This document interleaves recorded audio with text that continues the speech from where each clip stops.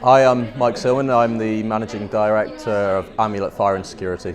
We started the company back in November 2020, so sort of in the pandemic, just coming up to 2 years now. I'd been working in management in other companies within the industry, so I had an idea of how to do some of the day-to-day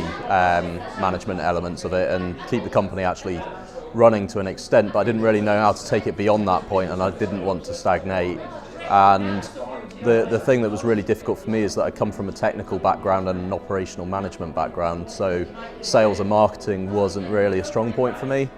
So seeing the 7-sector orbit kind of showed that it incorporated that into the model and that it would look at that, but also help me improve and own our other processes and make sure that we grow the business sustainably, and also sort of fill that pipeline. The most beneficial things. I think it was just certainly going through the strategy sessions and having a real assessment of where we actually were, and having someone look at it from the outside in rather than, we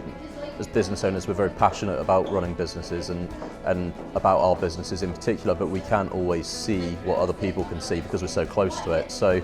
I think that going through the sort of part 1 and part 2 strategy sessions and taking that real deep dive into how things were